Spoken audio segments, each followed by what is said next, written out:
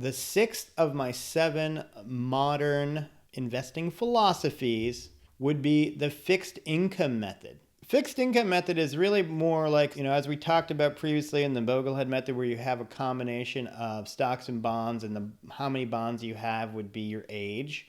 Well, the fixed income method is basically an investing method of all bonds. Fixed income is another commonly used term for bonds, because the idea of a bond is you make a loan, say to the U.S. government, and it's going to be a 5-year loan, and they're going to pay you back your principal plus whatever interest, maybe let's just say 5%, as an example, and you have fixed income, okay? You have a guaranteed 5% return on your money.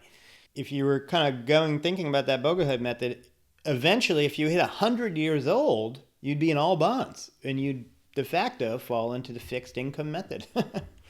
Now, I have this on the risk scale sort of low, because generally bonds, like particularly treasuries, are considered like the lowest risk out there, the guaranteed return from the US government.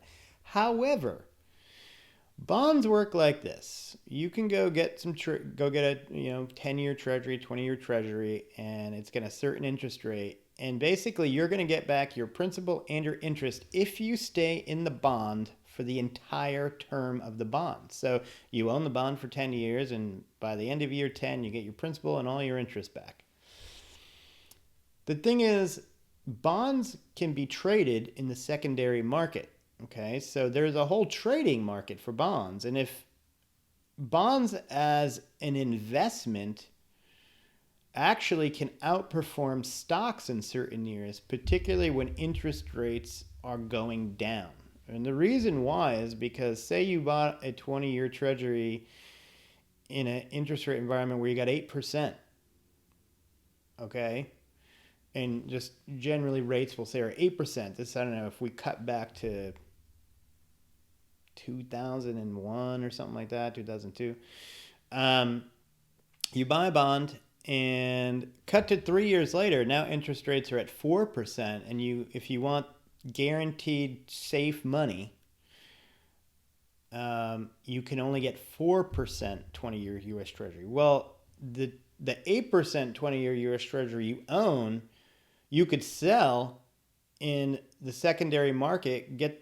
You took the interest you got, you're going to get your remaining principal back, and you're going to sell it at a premium that's probably worth more than the total interest you would have gotten if you just stuck with the bond. So someone out there is willing to pay you a premium for a U.S. Treasury at 8%. And obviously, that can be traded and traded and traded and traded. So generally what happens is, as rates go down, if you're in a bond fund that buys treasuries consistently over time, the bond fund, as like an instrument, would go up in value.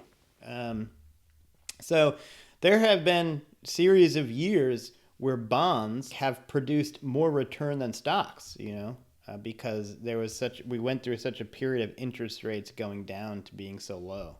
Right now, bond funds are doing very poorly. Like if you go look at the TLT 20-year Treasury bond fund, it's down from its high. When interest rates were super low after COVID, it was trading at $160. The ETF, it's trading at about 90 now. I mean, so you're like, wait, I just bought a bond fund because it was supposed to be super secure, a 20-year Treasury bond fund, and I lost like 30% of my money.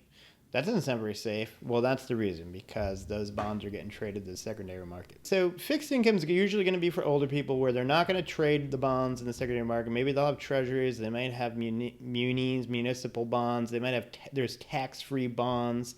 They might have high-grade corporate bonds. And their goal is to produce, the most consistent, reliable cash flow, fixed income off of their invested capital. So usually this method probably is going to be something older folks start to look into and get into.